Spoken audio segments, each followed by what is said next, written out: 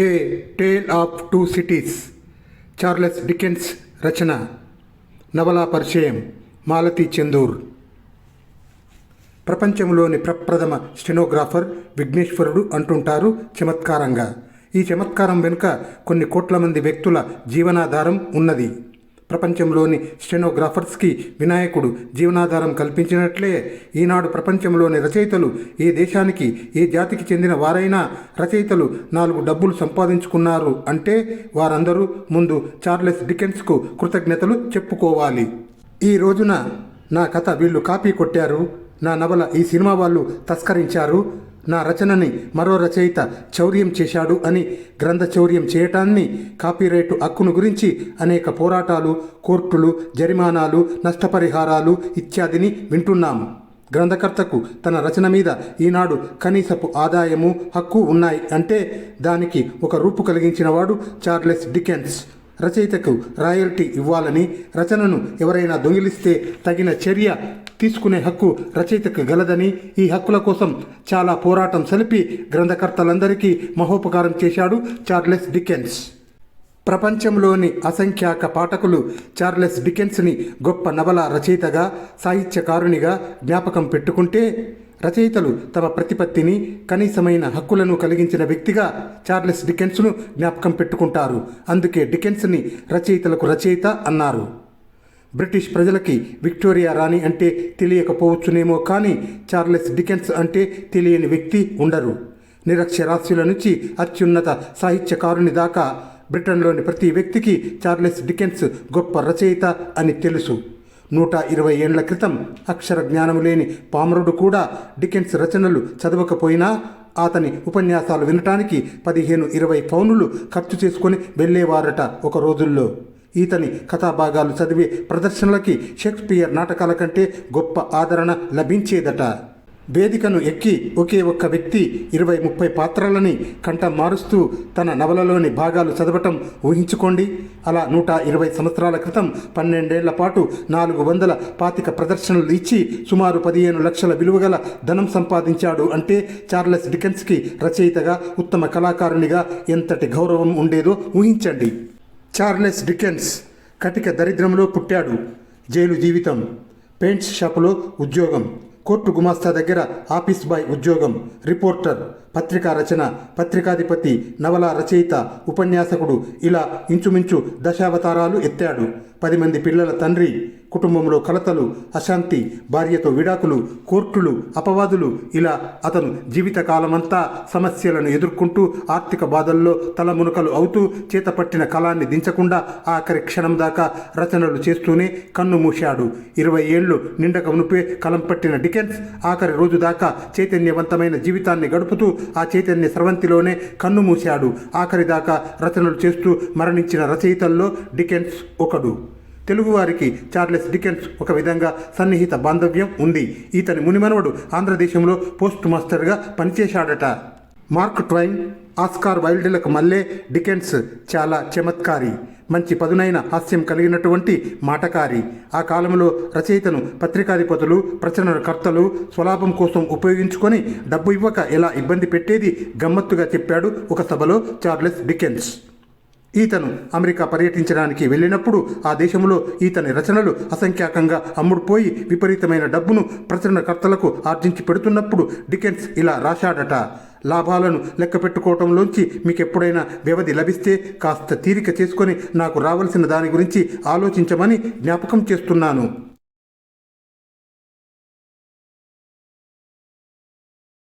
మరోచోట ఈతనికి American ప్రేక్షకులలో గల అనన్యమైన ఆదర అభిమానాలను గురించి ఒక మీటింగులో ఒక స్త్రీ డికెన్స్ తల వెంట్రుకని ఒక్క శిరోజాన్ని జ్ఞాపకార్థం ఇవ్వమని కోరిందట.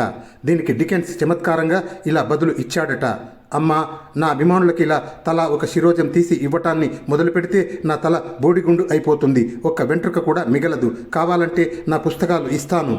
అప్పటి నుంచే రచయితలు ఆటోగ్రాఫ్ కాపీలు అభిమానులకు ఇవ్వటం ప్రారంభమైంది అంటారు. టేల్ ఆఫ్ టూ సిటీస్ నవల గురించి చెప్పటానికి ముందు రచయిత గురించి దీర్ఘమైన పరిచయం ఎందుకు చెప్పానంటే, ఈయన నవలలు ఎంత చైతన్యవంతంగా ఉంటాయో ఈయన జీవితం కూడా అంతకంటే అపూర్వంగా ఉండేదట. ఒక పక్క లేమి, కుటుంబ కలతలు, నిరంతర రచనా వ్యాసంగము, మరోవైపు విందులు, వినోదాలు, అసంఖ్యాకమైన అభిమానులు, అనూహ్యమైన కీర్తి, ప్రతిష్ట, ధనము, ఇలా కష్టసుఖాలు పడుగు పేకల వలె అల్లుకుపోయిన అపురూప జీవితం గడిపాడు. ఇతని జీవితం గురించి అనేక గ్రంథాలు వచ్చాయి. చార్లెస్ డికెన్స్ రచనలే కాదు, వ్యక్తిగా కూడా అంత కలర్ఫుల్గా ఉండేవాడు. టేల్ ఆఫ్ టూ సిటీస్, 2 నగరాల కథ. ఈ 2 నగరాలు ఏవి? ఒకటి లండన్, 2 ప్యారిస్. ఫ్రాన్స్, ఇంగ్లాండ్, ఈ 2 రాజవంశాల వారు బాంధవ్యంలో ఒక్కోసారి సన్నిహితంగా ఉన్న, మరోసారి యుద్ధాలకు, వివాదాలకు లోను అవుతుండేవారు. రాజవంశాలు, రాజులు, కుట్రలు, యుద్ధాల్లో వాటిలో మునిగి ఉన్న సామాన్య ప్రజలు మాత్రం ప్యారిస్ నుంచి లండన్కి, లండన్ నుంచి ప్యారిస్కి ప్రాణభయంతో పారిపోతూ ఉండేవారు. ఇలా ప్యారిస్ నుంచి పారిపోయి వచ్చిన ఒక డాక్టర్ కుటుంబ గాథ ఈ టేల్ ఆఫ్ టూ సిటీస్. కథాభాగం 1757 నుంచి 1792 దాకా సుమారు 35 ఏళ్ల పాటు నడిచిన కొన్ని జీవితాలకు సంబంధించిన గాథ ఇది. ఫ్రెంచ్ విప్లవానికి ముందు 18వ శతాబ్దిలో ఈ 2 దేశాల పరిస్థితి, సామాన్య జనుల జీవన సరళి ఎలా ఉండేది? 2 నగరాల కథ అంటే కేవలం ఆ నగరాల్లోని కట్టడాలు, ఆ రాజవంశాల కథ కాదు. ఆ నగరాల్లో జీవించే సామాన్యుల కథ. ఆ సామాన్య జనులు ఎలా బ్రతుకుతున్నారు? ప్యారిస్లో ప్రజలు తిండికి, బట్టకి కరువు వాచారు. రాజవంశీకులు విలాసాల్లో, విందుల్లో మునిగి తేలుతున్నారు. మత గురువుల ప్రాబల్యం విపరీతంగా పెరిగిపోయింది. వర్షపు జల్లు వల్ల దూరాన్నుండి మత గురువు రావటం కనిపించక ఒక సామాన్యుడు తప్పుకొని మోకరిల్లలేదని అతని కాళ్ళు చేతులు నరికి నాలిక పీకేసి సజీవ దహనం చేయమని శిక్ష విధించారు పాలకులు. ఇటు లండన్లో పగటిపూట వర్తకులు, రాత్రివేళ దోపిడీదారులు అవుతున్నారు. తొలి రోజున నేర విచారణ, మరునాడు మరణదండన, చిల్లర దొంగతనానికి చెయ్యి నరకడం, 10 మందిని ఏకకాలంలో సజీవ దహనం, ఇలా న్యాయవర్తన, పౌరుల రక్షణ ఇత్యాదిని మృగ్యమైపోయిన కాలం. అటువంటి సమయంలో 1775 నవంబర్ మాసంలో ఒక రాత్రివేళ లండన్ నుంచి ప్యారిస్ వైపుగా ఒక గుర్రపు బగ్గీ పరిగెడుతూ ఉంది. ఆ కాలంలో తపాలా బట్వాడా చేసే బగ్గీల్లో ప్రయాణికులు వెళుతుండేవారు. ఆ బగ్గీలో లారీ అనే 50 ఏళ్ల పైబడ్డ బ్యాంకు గుమాస్తా ప్యారిస్కి ప్రయాణం చేస్తున్నాడు. లండన్ నుంచి డ్రైవర్ వెళ్ళి అక్కడి నుండి సముద్రం దాటి ప్యారిస్ చేరుకోవాలి. ఒంటరిగా ప్రయాణం చేస్తున్న లారీ మనసులో రకరకాల దృశ్యాలు మెదులుతున్నాయి. బగ్గీలో ఇతనుగాక మరి 2 ప్రయాణికులు ఉన్నారు. ముగ్గురు అపరిచితులు. ఒకరిని ఒకరు సందేహాస్పదంగా చూసుకుంటున్నారు. అర్ధరాత్రి వేళ 11 గంటల వేళ డ్రైవర్లో మరో వ్యక్తి లారీకై కనిపెట్టుకు ఉంటుందని, ఆమెను కూడా వెంటబెట్టుకుని ప్యారిస్కి ప్రయాణం చేయాల్సిందని లారీకి బ్యాంకు అధికారులు ఆదేశం పంపారు. బ్రహ్మచారి, బ్యాంకు ఉద్యోగి అయిన లారీ మనసు గతంలోకి పరుగులు పెడుతుంది. 18 ఏళ్ల క్రితం మరణించిన ఒక వ్యక్తికి పునర్జన్మ. ఆ వ్యక్తి బ్రతికే ఉన్నాడా? ఎలా సాధ్యం? సముద్రపు ఒడ్డున ఉన్న చిన్న గ్రామంలోని హోటల్లో బస చేసి ఉన్నాడు లారీ. అతను బ్యాంకు వాళ్ళు చెప్పిన రాబో వ్యక్తి కోసం ఎదురుచూస్తూ పూర్వపు జ్ఞాపకాలతో సముద్రపు ఒడ్డున నడుస్తున్నాడు. ఈ లోపల అతను ఎదురుచూస్తున్న వ్యక్తి రానే వచ్చింది. సుమారు 20 ఏళ్లు గల అపురూప సౌందర్యవతి.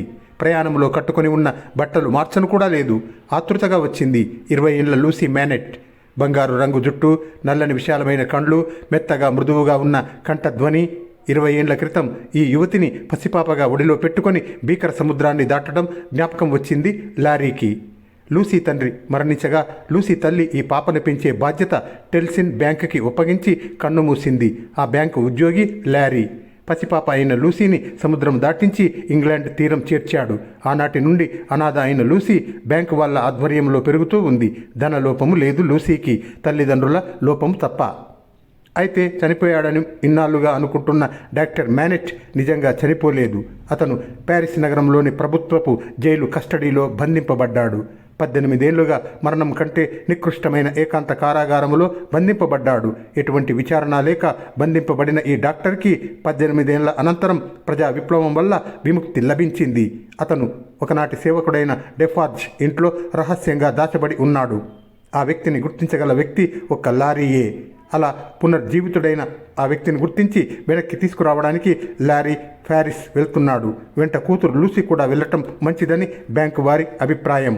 లారీ నోటమ్మట తండ్రి ఇంకా బ్రతికి ఉన్నాడని, మరణం కంటే నికృష్టమైన ఏకాంత కారాగార వాసములో బందీగా ఉన్నాడని విన్న లూసీకి ప్రపంచం గిర్రున తిరిగినట్లయింది.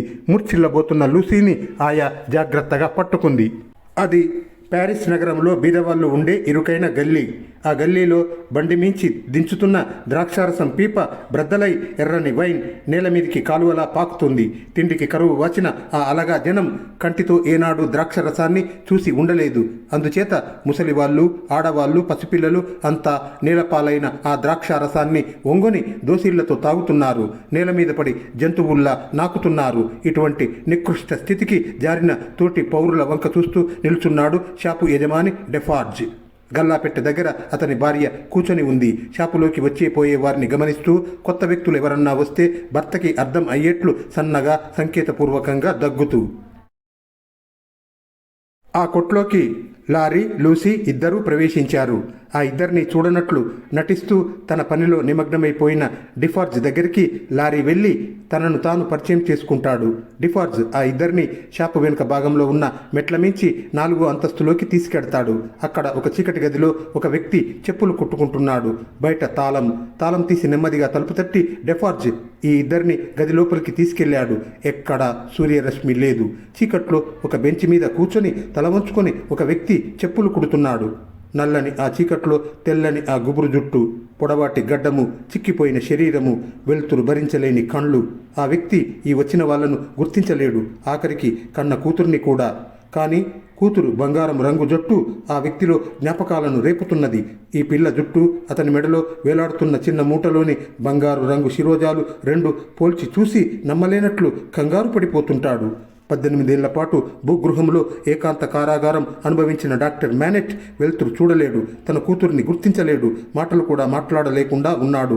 అటువంటి శిథిల మానవ ఆకారాన్ని తీసుకొని లూసీ, లారీ ఇద్దరు లండన్ వెళ్ళిపోతారు. డాక్టర్ మ్యానెట్ లండన్ వచ్చి 5 ఏళ్లయింది. ఈ 5 ఏళ్ల కాలంలో ఆయనలో చాలా మార్పు వచ్చింది. ఆరోగ్యం బాగుపడింది. కారాగార వాసం నాటి భయం పోయింది. మరలా డాక్టర్గా ప్రాక్టీస్ ఆరంభించాడు.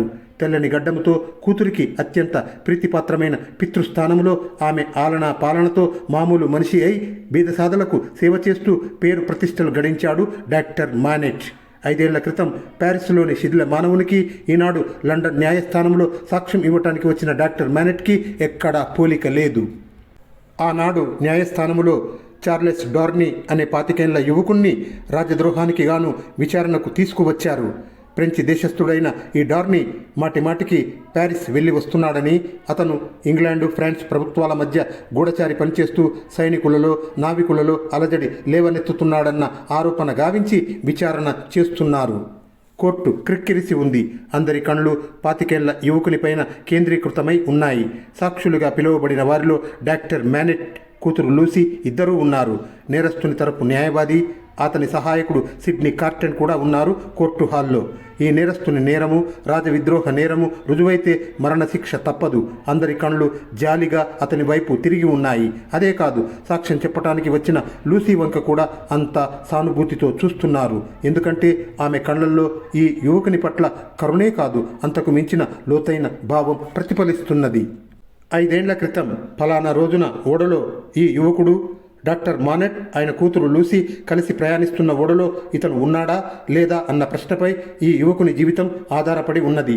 ఆ రాత్రి అనారోగ్యంతో ఉన్న తన తండ్రికి సహాయం చేసిన ఈ యువకుని సహృదయతకు తన సాక్ష్యం వ్యతిరేకమైన సంఘటనలకు దారితీస్తుందా? సాక్ష్యం చెబుతూ లూసీ విరుచుకుపడిపోతుంది. కోర్టులోనే ఉన్న సిడ్నీ కార్టన్ ప్రభుత్వం తీసుకువచ్చిన సాక్షులను తన వంక సూటిగా చూడమంటాడు, పరిశీలనగా చూడమంటాడు.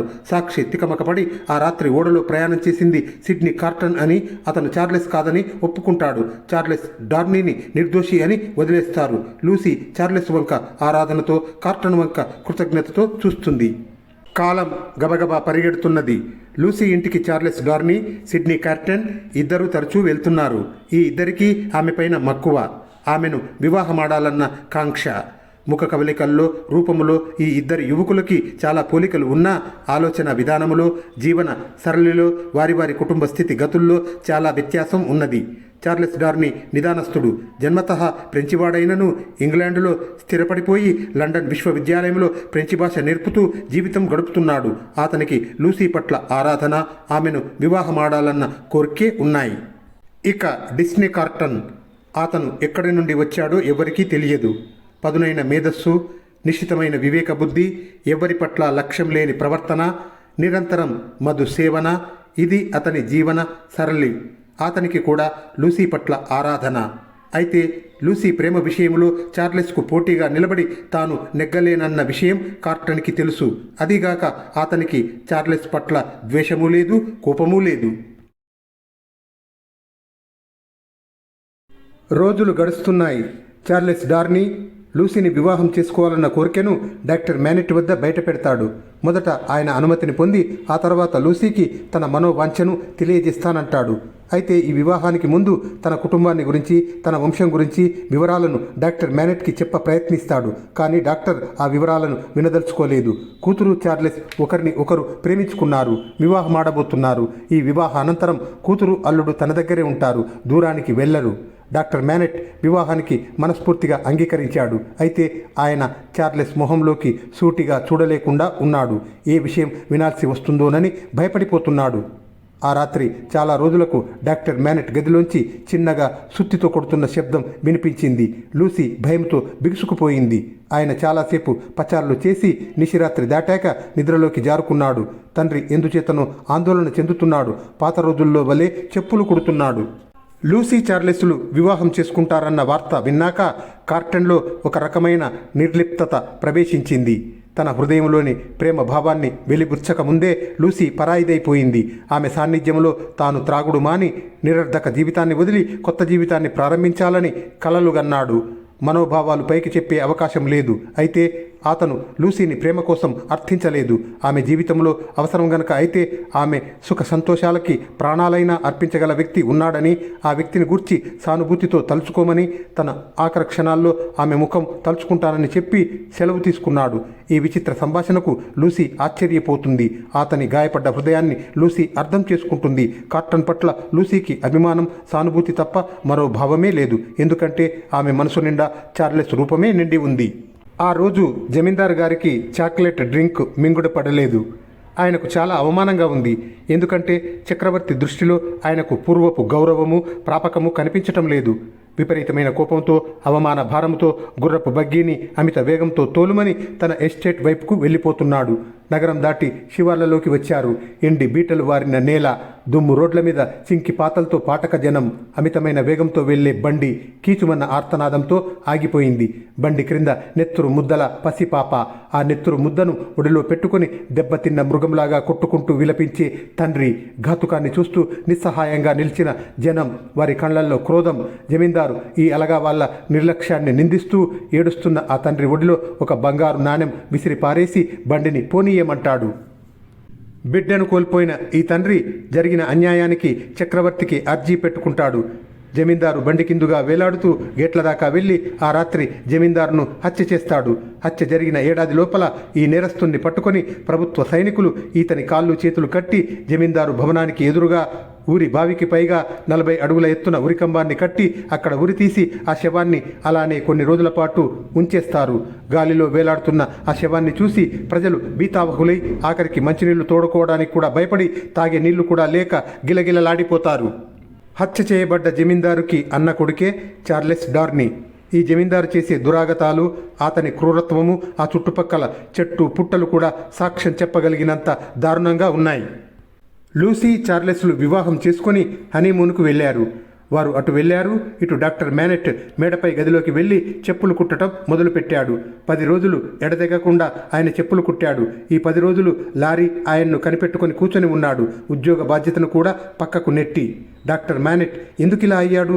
ఈ 9 రోజులు ఆయన ఎటువంటి జ్ఞాపకాలలోకి వెళ్ళిపోయాడు? లూసీ చార్లెస్లు తిరిగి వచ్చే నాటికి డాక్టర్ మ్యానెట్ మళ్ళీ మామూలు మనిషి అయ్యాడు. కాలపురుషుడు తన పాదాల్లో సుఖదుఖాలను ఇముడ్చుకొని నడుస్తూ ఉన్నాడు. లండన్లో ఉన్న చార్లెస్ జీవితం ప్రశాంతంగా గడుస్తున్నది. లూసీ చార్లెస్లకు ఒక చిన్న పాప కలిగింది. ఆ పసిపాప తనను ఎత్తుకోమని మొట్టమొదట చెయ్యి జాచింది సిడ్నీ కార్టన్ను చూడగానే. ఆ పసిదాని హృదయంలో కార్టన్కి ప్రత్యేక స్థానం. తన తల్లి ప్రేమను పొందలేకపోయిన ఈ కార్టన్ వంక ప్రేమతో, జాలితో చూసింది చిన్నారి లూసీ. 4 వేళ్ళు గొంతులోకి పోయిన ప్రజానికానికి, సంపన్నులకి కాలం హాయిగా ప్రశాంతంగా వెళ్ళిపోతున్నది. కానీ తన తిండికి కూడా నోచుకొని అసంఖ్యాక జనసందోహం పెంచి ప్రజలు తిరగబడుతున్నారు. విప్లవాగ్ని దావానలంలాగా నగరాల నుంచి పల్లెలలోకి శర వేగంతో ప్రయాణిస్తున్నది.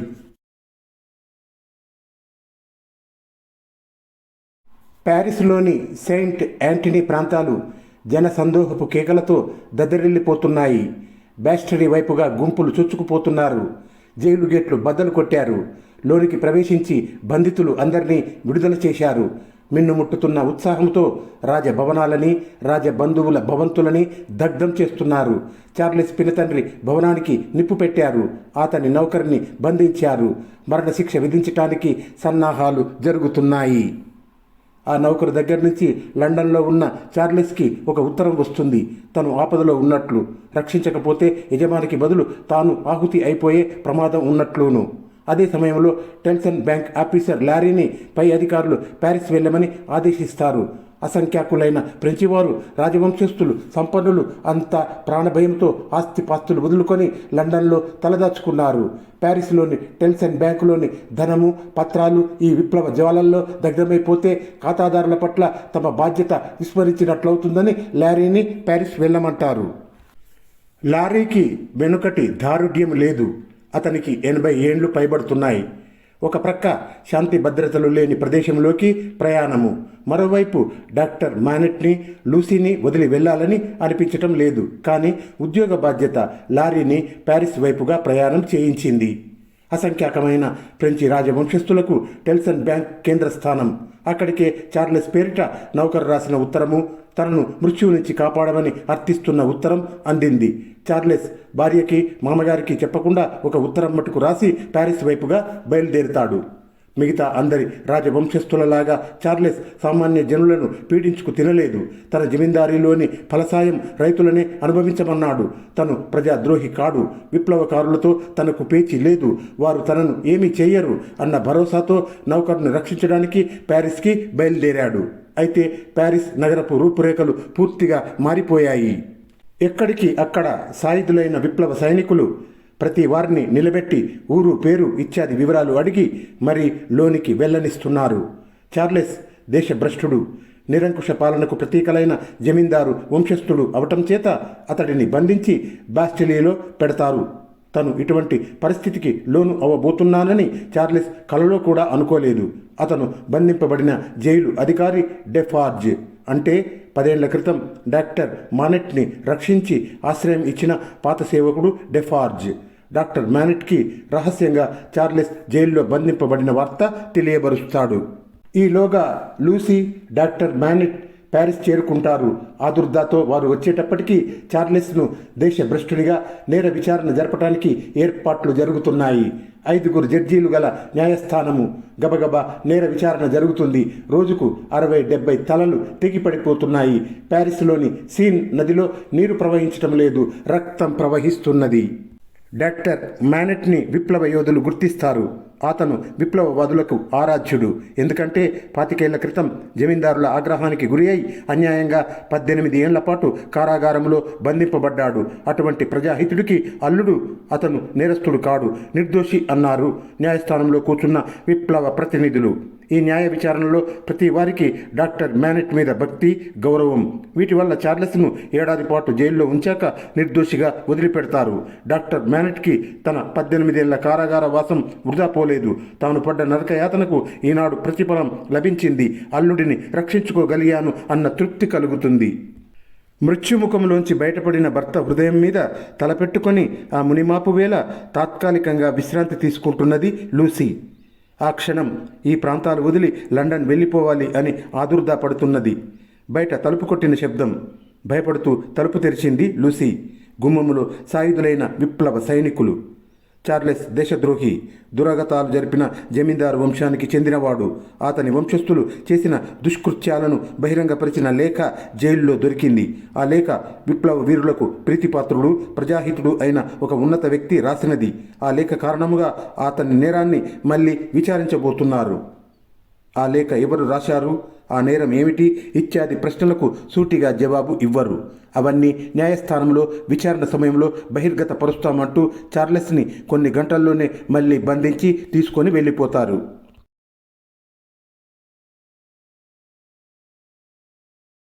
చార్లెస్ను విడుదల చేశారని నిశ్చింతంగా కూర్చొని నిప్పు సెగని చలికాచుకుంటున్నాడు లారీ. ఈలోగా సిడ్నీ కార్టన్ పిడుగులాంటి వార్త తీసుకువచ్చాడు. మళ్ళీ చార్లెస్ను బంధించి తీసుకువెళ్ళిపోయారని. మర్నాడు న్యాయ విచారణ అని న్యాయస్థానానికి తాను వస్తానని చెప్పి వెళ్ళిపోయాడు సిడ్నీ కార్టన్. న్యాయస్థానంలో Lucy, doctor Manair, lorry, Sydney కార్టన్ కూర్చొని ఉన్నారు. ఒక ప్రక్కగా సైనికుల మధ్యన ఉన్న చార్లెస్ కోర్టులో ఉన్న భార్యను, మామగారిని, లారీని అందరినీ గమనించాడు, ఒక్క సిడ్నీ కార్టన్ని తప్ప. న్యాయ విచారణ ఆరంభమైంది. ఉత్తరపు బురుజులో 105 కొట్లో బంధింపబడిన ఒకానొక ఖైదీ రాసిన లేఖ అది. 10 సంవత్సరాలు జైల్లో మ్రగ్గిన పిదప విముక్తి అన్నది కనుచూపులో లేని ఒక వ్యక్తి జైలు అధికారులకు తెలియకుండా దాచిన కాగితాల మీద నల్లటి మసితో రాసిన ఉత్తరం అది. 10 సంవత్సరాల క్రితం డాక్టర్ వృత్తిగా గల తను, 2 ఏళ్ల బట్టి ప్యారిస్లో ప్రాక్టీస్ చేస్తున్న తను, చలికాలంలో ఒక రాత్రివేళ 8 గంటలప్పుడు షికారుకు వెళ్తుంటే వెనుక నుండి ఒక గుర్రపు బగ్గి అమిత వేగంతో వచ్చి ఆగి బలవంతాన ఈ డాక్టర్ని ఎక్కించుకొని ప్యారిస్ పొలిమేర్లకు తీసుకువెళ్లారు. ఆ బండిలో 2 అన్నదమ్ములు సాయుధ పానులై ఉన్నారు. ఈ డాక్టర్ని వారు ఊరు బయట ఉన్న ఒక భవనానికి తీసుకువెళ్లారు. ఆ భవనపు గేట్లను ఆలస్యంగా తెరిచాడని పనివాడి చెంపలు పగలగొట్టి లోనికి వెళ్ళాక గేట్లకు తాళం పెట్టారు. లోపల నుంచి ఒక యువతి కేకలు. జ్వర తీవ్రతలో తల మీద జుట్టు పీక్కుంటున్నది. కాళ్ళు చేతులు మంచానికి కట్టబడి ఉన్నాయి. 1, 2, 3 అని 12 దాకా లెక్కించి నా తండ్రి, నా భర్త అంటూ వరుస క్రమంలో కేకలు పెట్టి ఆగి విని మళ్ళీ అంకెలు లెక్కిస్తున్నది. ఎక్కడ క్షణము విరామం లేకుండా కేకలు పెడుతున్నది. కనుగుడ్లు పైకి వెళ్ళిపోతున్నాయి. అప్పటికి 24 గంటల నుండి ఈ యువతి ఇలా అరుస్తూనే ఉన్నది. ప్రక్క గదిలో గడ్డి మీద పడి ఉన్న మరో రోగిని చూడడానికి తీసుకువెళ్తారు డాక్టర్ని. అక్కడ 20 ఏళ్లలోపు యువకుడు గుండెల మీద గాయంతో, రక్తం గడ్డకట్టిన లోతైన గాయంతో పడి ఉన్నాడు. యువకుడు వైద్యం వద్దని ఆ అన్నదమ్ముల వంక ద్వేషంతో, పగతో చూస్తూ ఉంటాడు. వెళ్ళకిలా గుండెల మీద గాయంతో పడుకున్న ఆ యువకుడు తమ గాథ చెప్పుకు వచ్చాడు డాక్టర్తో. ఈ జమీందారు ఎస్టేట్లోని రైతులు తాము గుర్రాలకి బదులు ఈ మనుషులను నాగలికి కట్టి పొలం దున్నించేవారు. తమది అన్నది ఇల్లు లేదు, తిండి లేదు, బట్ట లేదు. పశువుల కంటే హీనంగా చాకిరి చేయించి కూలీనాలి ఇవ్వక మార్చి చంపేవాడు. ఆఖరికి ఒక జంతువును వేటాడి దాని మాంసం వండుకు తినే స్వతంత్రం కూడా లేని నికృష్ట జీవులు వీరు. అయితే ఈ జమీందారు సహోదరులు ఇద్దరిలో వ్యసనాలకు లోటు లేదు. మద్యం, మానిని, విలాసాలు, దౌర్జన్యం ఇవి తమ జన్మ హక్కు అనుకునే ఈ సోదరుల్లో చిన్నవాడు తమ పొలంలో ఉన్న ఈ రైతు కుటుంబంలోని పెద్ద పిల్లను మోహించాడు. అప్పటికే వివాహమైన ఈ పిల్ల భర్తకి తిండి పెట్టక గుర్రానికి బదులు కాడి కట్టి రోజుకు 20 గంటలు పొలం దున్నించారు. తిండి లేక, విశ్రాంతి లేక, విపరీతమైన దేహశ్రమతో మనస వాచ ప్రేమించిన భర్త ఈ పిల్లల ఒడిలో అర్ధరాత్రి వేళ గంటలు లెక్క పెడుతూ మరణించాడు. ఆ తర్వాత తండ్రిని, తమ్ముడిని బంధించి ఈ పిల్లను చెరబట్టి తన దాన్నిగా చేసుకున్నాడు చిన్న జమీందారు. తమ 2వ పిల్లను కూడా ఈ మధాంధులు పాడు చేస్తారేమోనని ఆ పిల్లను దూరదేశాలకు పంపారు. ఆ యువకుడు ప్రతీకార వంచతో కత్తి పుచ్చుకొని ఈ 2వ జమీందారుపై లంఘించగా జమీందారు అతన్ని కత్తితో గుండెల్లో పొడిచాడు. మృత్యువు కొన్ని గంటలలోనే ఆసన్నమవబోతున్న ఈ యువకుడు తమ కుటుంబం పేరు చెప్పలేదు. చెల్లెలు ఎక్కడ ఉందో చెప్పలేదు. గుండెల మీద ఉన్న గాయంలోంచి రక్తంలో చూపుడు వేలు ముంచి జమీందారు సోదరుల వైపు ఆ రక్త సిక్తమైన వేలులో చూపిస్తూ వీరి వంశము సర్వనాశనమైపోతుందని శపిస్తూ కన్ను మూశాడు. ఆ తర్వాత 6 రోజుల పాటు ఆ యువతి నిర్విరామంగా కేకలు వేస్తూ క్రమక్రమంగా క్షీణించి మరణంలోకి జారుకున్నది. ఆ పిల్ల డాక్టర్తో ఏమన్నా చెప్తుందేమోనని అన్నదమ్ములు ఇద్దరూ కాపలా కాస్తూనే ఉన్నారు. అయితే ఆ అమ్మాయికి స్పృహ లేదు, దేహంలో శక్తి లేదు. వారం రోజుల తర్వాత జమీందారు లోగిలి నుండి బయటపడి ఇంటికి వెళ్ళాడు ఆ డాక్టర్. అన్నదమ్ములు ఎన్నిసార్లు డబ్బు ఇవ్వబోయినా డాక్టర్ తీసుకోలేదు. మరునాడు ఉదయం వేళ డాక్టర్ గుమ్మం వద్ద బంగారు నాణేల సంచి. డాక్టర్ అంతరాత్మ తిరగబడుతున్నది. ఈ ధనవంతుల అకృత్యాలు చక్రవర్తికి తెలియబరచాలి అన్న ఉద్దేశంతో జరిగిన విషయమంతా వివరంగా రాశాడు. సాయంత్రం మునిమాపు వేళ ఒక కులీన స్త్రీ 2-3 ఏళ్ల చిన్న బాలుడిని వెంటబెట్టుకొని డాక్టర్ని చూడటానికి వచ్చింది. తన భర్త పాపకృత్యాలకు నిష్కృతిగా ఆ రైతు కుటుంబానికి ధన సహాయం చేయాలన్న ఉద్దేశ్యంతో. ఆ కుటుంబంలోని అందరూ నశించారని విని భయంతో గజగజలాడి వారి ఉసురు ఆ పసివాడికి తగలకూడదని ప్రార్థిస్తూ ఆ చోటు వదిలి వెళ్ళిపోయింది. ఆ స్త్రీ రాకతో డాక్టర్కి ఈ జమీందారులు ఎంతటి ధనవంతులో, ఎంతటి అధికారవంతులో బోధపడింది. ఈ రాసిన గాథ తాను స్వయముగా చక్రవర్తికి అందించటం ఉత్తమమని, అలా అందించటంలో విపరీతమైన అపాయం ఇమిడి ఉందని తెలిసి కూడా ఈ అక్రమాలను చక్రవర్తి దృష్టికి తేవాలన్న ధర్మ చింతనతో ఉత్తరం స్వయంగా అందించాడు. ఆ తర్వాత వారం రోజులకు ఒక రాత్రివేళ డాక్టర్ గర్భవతి అయిన తన భార్యతో ఆనందంగా కబుర్లు చెబుతున్నాడు. పుట్టబోయే పాప గురించి ఇద్దరు కలలు గంటున్న సమయంలో వీధి తలుపు చప్పుడయింది. ఏదో అర్జెంటు కేసు అని ఇంచుమించు బలవంతాన డాక్టర్ని లాక్కు వెళ్ళి గుర్రపు బండిలో కూలేశారు. బండిలో జమీందారు సోదరులు క్రూరంగా క్రోధంగా నవ్వుతున్నారు. వారి చేతుల్లో ఈ డాక్టర్ చక్రవర్తికి రాసిన లేఖ రెపరెపలాడుతున్నది. చేతులు విరిచికట్టి బాస్టలీలోని ఉత్తరపు బురుజులో 105 నెంబర్ చీకటి కొట్టులో పడేశారు డాక్టర్ని. 10 ఏళ్లయింది. సర్వము మర్చిపోయి ఈ చీకటి కొట్టులో గడుపుతున్నాడు డాక్టర్.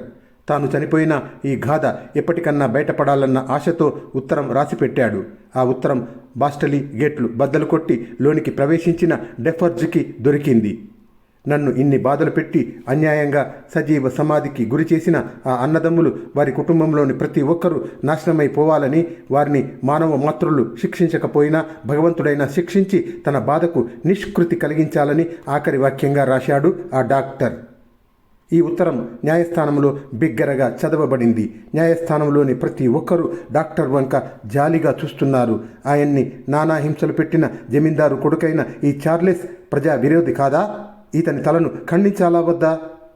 డాక్టర్ మానెట్ నిస్పృహగా నేల మీదికి ఒరిగిపోతున్నాడు. తన చేతులతో రాసిన గాథ తన అల్లుడిని మృత్యువులోకి తోస్తున్నది. తన స్వహస్తాలతో అల్లుడిపై నేరాన్ని మోపాడు. తండ్రి చేసిన అకృత్యాల్లో చార్లెస్కు ఎటువంటి సంబంధమూ లేదు. అతను తన ఆస్తిపాస్తులను వదులుకొని ఇంగ్లాండ్లో స్వశక్తితో బ్రతుకుతున్నాడు. కానీ ఇవన్నీ ఎవరికి కావాలి? విప్లవం పేరున అసంఖ్యాకమైన తలలు నిలబడిపోతున్నాయి. అందులోనూ రాజవంశానికి దగ్గరవాడు, క్రూరుడైన తండ్రికి పుట్టినవాడు చార్లెస్ను ఈ న్యాయస్థానం క్షమిస్తుందా? కరుణ చూపుతుందా? తన కూతురు జీవితాన్ని నాశనం చేయటానికి తానే కారణభూతుడయ్యాడా? న్యాయస్థానంలో సాక్ష్యం ఇస్తున్న డెఫార్జ్. డాక్టర్ మ్యానెట్కి విశ్వాసపాత్రుడైన సేవకుడు డెఫార్జ్. అయితే అతని భార్య మేడం డెఫార్జ్ ఎవరో కాదు. ఆనాడు డాక్టర్ మ్యానెట్ని అర్ధరాత్రి వేళ రోగిని చూపించటానికి జమీందారులు తీసుకువెళ్లారే, ఆ రోగికి చెల్లెలు. జమీందారు అక్రమాలకు బలి కాకుండా దూరానికి తీసుకెళ్లిపోయిన రెండో కూతురు. ఆమె వైన్ షాప్ స్వంతదారు డాక్టర్ మానెట్ పూర్వపు నౌకరు అయిన డెఫార్జ్ని పెళ్లి చేసుకుంది. ప్రతీకారంతో ఆమె హృదయం భగభగమంటున్నది. న్యాయస్థానంలో ప్రతి ఒక్కరూ మరణదండన, శిరచ్ఛేదన అంటూ కేకలు పెడుతున్నారు. చార్లెస్ ఆఖరిసారిగా భార్య నుంచి, మామగారి నుంచి, లారీ నుంచి సెలవు తీసుకున్నాడు. దూరాన ఉన్న సిడ్నీ కార్టన్ను అతను అంతగా పట్టించుకోలేదు, వీడ్కోలు పుచ్చుకోలేదు అతని నుండి. మరునాడు మధ్యాహ్నం వేళ శిరచ్ఛేదనం జరగబోతున్నది. నిరంకుశులైన పాలకుల కోసం, రాజవంశస్థుల కోసం, ప్రజా విరోధుల కోసం, ఈ అందరి కోసం ప్రత్యేకంగా నిర్మించబడిన వజ్రశిలలోని పదునైన కత్తి విపరీత వేగంతో నిర్దాక్షిణ్యంగా రోజుకు 100-200 మంది తలలు ఖండిస్తున్నది. ఆ మరునాడు 2 గంటల వేళ ఆనాటి నేరస్తుడి శిరచ్ఛేదం జరగబోతున్నది. ఈ నేరస్తుల మరణశిక్షను మొదటి వరుసలో కూర్చొని ప్రత్యక్షంగా చూసి ఒక్కొక్క శిరస్సుకు ఒక్కొక్క ఊలు ముడివేస్తూ లిక్కించే ముఖ్య వ్యక్తులు మేడం డెఫార్జ్, ప్రతీకారం అను మరో స్త్రీ.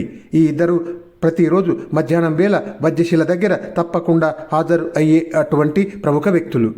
చార్లెస్ని మృత్యువు నుంచి ఎవరూ తప్పించలేరు. ఫ్రెంచి ప్రజల ఆదరణకి, గౌరవ ప్రతిష్టలకు నోచుకున్న డాక్టర్ మ్యానెట్ కూడా ఈ విషయంలో నిస్సహాయుడు. ఆయనే 20 ఏళ్ల క్రితం చార్లెస్ మరణాన్ని కోరుకున్నాడు. విధి విచిత్రంగా ఈనాడు తనకి చార్లెస్ని అల్లుడిని చేసింది. ఎందుకు ఇలా జరిగింది? 18 ఏళ్ల తన కారాగార వాసానికి కారకులైన ఆ రాజవంశస్థుల ఏకైక పుత్రుడు, సౌమ్యుడు, అమాయకుడు అయిన చార్లెస్ తనకు అల్లుడు కావటమేమిటి? ఆనందంగా హాయిగా బ్రతుకుతున్న తమ జీవితాల్లో ఏనాడో తాను రాసిపెట్టిన ఆ లేఖ బయటికి వచ్చి ఈ మరణదండన ఏమిటి? డాక్టర్ మ్యానెట్ కళ్ళెత్తి కూతురు వంక చూడలేకుండా ఉన్నాడు. నేరస్తునిలా వేదనతో కృంగిపోతున్నాడు. ఈ కన్నీటికి వేదనకి కొద్ది దూరంలో నిల్చుని సిడ్నీ కార్టన్ తన ప్రయత్నాల్లో తాను ఉన్నాడు. లారీతో సంప్రదించి లూసీ వాళ్ళు ప్యారిస్ నగరం విడిచి వెళ్లిపోయేందుకు ప్రయాణపు ఏర్పాట్లు చేశాడు. ఆ అర్ధరాత్రి తను తిరిగి రాగానే ఎటువంటి పొరపాటు జరగకుండా తక్షణం ప్రయాణమై ఈ దేశం నుండి వెళ్ళిపోవాలి.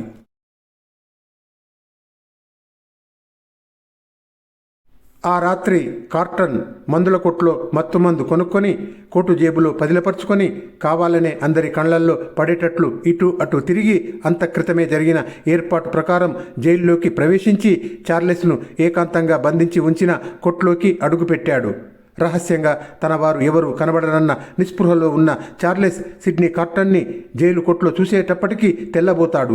ఎవరి ఉనికినైతే తాను పూర్తిగా మర్చిపోయాడో ఆ వ్యక్తి ఈ అర్ధరాత్రి వేళ. సిడ్నీ కార్టన్ చార్లెస్కి మాట్లాడే అవకాశాన్ని ఇవ్వడు. అతని నోటి నుండి శబ్దం రానివ్వకుండా మత్తుమందు వాసన చూపించి అతని బట్టలు తాను మార్చుకొని తన బట్టలు చార్లెస్కి తొడిగి ఆ చీకటి చాటున స్పృహలేని చార్లెస్ని జైలు బయటికి దాటించేస్తాడు. స్పృహలేని చార్లెస్ బండి మీద లారీ ఇంటికి చేర్చబడతాడు. వెంటనే ప్రయాణికులు లండన్ వైపుగా బయలుదేరుతారు. వారి ప్రయాణపు పత్రాలు సరిగ్గా ఉన్నాయి. బండిలో ఉన్న సిడ్నీ కార్టన్ అని పిలువబడే వ్యక్తి తాగి ఒళ్ళు తెలియని స్థితిలో ఉన్నాడు. సైనికులు బండిని వదిలేస్తారు. నా మాటలని కార్యరూపంలో నిరూపించుకోగల సమయము, సందర్భము ఈ కాగితం ముక్క భర్త కోటు జేబులో ఉన్న సంగతి చాలా రోజుల వెనుక గాని లూసీకి తెలియలేదు. జైలులో ఎక్కడా అలజడి లేదు. కార్టన్ చీకటి కొట్లో కూర్చొని ఉన్నాడు. నిరర్ధకమైన తన జీవితానికి ఒక ప్రయోజనం కలిగింది ఈనాడు. ఆమెకు తాను చేయగలిగింది చేశాడు. తలకాయల లెక్కింపుతో తృప్తిపడే జైలు అధికారులు ఆ మరునాడు 52 మరణశిక్ష విధించారు. 3 బండ్లల్లో ఖైదీలను వజ్రశిల వైపు తీసుకువెళ్తున్నారు. మధ్యాహ్నం వేళ అందులో ఒక్క సిడ్నీ కార్టన్ మటుకు నిశ్చలంగా నిర్భయంగా ఉన్నాడు అని, అతని కళ్ళు ఒక అనర్విచనీయమైన కాంతితో మెరిసినాయని చాలామంది చెప్పుకున్నారు. 1, 2, 3 తలలు తెగుతున్నాయి. తన తోటి ఖైదీ, బట్టలు కుట్టే దర్జీ పిల్ల, ఏ ఉన్నత వంశానికి చెందని అమాయకురాలు, నిర్దోషి అయిన దర్జీ పిల్లకు ఆఖరి క్షణంలో ధైర్యం చెబుతూ ఆమెను ఆ లోకంలో కలుసుకుంటానని వాగ్దానం చేస్తూ ముందుకు తోశాడు సిడ్నీ కార్టన్. ఆ పైన అతని వంతు. చుట్టూ కేకలు, రక్తపాతం, అన్నీ నిశ్శబ్దంగా అయిపోయాయి. అనంతమైన నిశ్శబ్దం. 23 ఊలు ముడిపడింది. సిడ్నీ కార్టన్ తల తెగి కింద పడింది. కక్ష, ప్రతీకారం అన్నవి దావాగ్ని వంటివి. మేడం డెఫార్జ్ చార్లెస్ మృత్యువుతో తృప్తిపడదలుచుకోలేదు. ఒకవైపు వధించటానికి బండిలో ఖైదీలను తీసుకువెడుతుంటే మేడం డెఫార్జ్ చార్లెస్ భార్యని, పిల్లల్ని కూడా సమూలంగా నాశనం చేయటానికి డాక్టర్ మ్యానెట్ ఇంటివైపు వడివడిగా వెళ్లుతున్నది. అప్పటికే ఆ కుటుంబం ప్యారిస్ పొలిమేరలు దాటిందన్న విషయం తెలియక నిశ్శబ్దంగా ఉన్న ఆ ఇంట్లో గవర్నెస్తోని జరిగిన పోరాటంలో తుపాకీ పేలి మేడం డెఫార్జ్ అక్కడే చచ్చిపోతుంది. ఆనాడు వజ్రశిల వద్ద ఆమె లేకపోవడంతో ఆమె కోసం పిలిచి ఆ పైన శిరచ్ఛేదన కార్యక్రమాన్ని ముగిస్తారు. ఇది 2 మహానగరాల కథ. ఫ్రెంచి విప్లవాన్ని 30 ఏళ్ల కాలగతిలో హారంలోని దారంలాగా సంఘటనలని, కొన్ని కుటుంబ గాథలని కలిపి గుచ్చుతూ చిక్కని కథ అల్లాడు చార్లెస్ డికెన్స్. ఫ్రెంచి విప్లవాన్ని ఇతివృత్తంగా తీసుకొని రాసిన నవలలు అన్నిటిలో ఇది ఉత్తమోత్తమమైన గాథ అంటారు. ప్రేమ అన్న 2 అక్షరాలు ఎక్కడ ఉచ్చరించకుండానే మహత్తరమైన ప్రేమగాథను సృజించాడు చార్లెస్ డికెన్స్. ప్రేమకు మారుపేరు ఆత్మత్యాగం. ప్రేమించిన యువతి కోసం ఎటువంటి ప్రతిఫల అపేక్ష లేకుండా చిరునవ్వుతో ప్రాణత్యాగం చేయగలిగిన ప్రేమికుడు సిడ్నీ కార్టన్.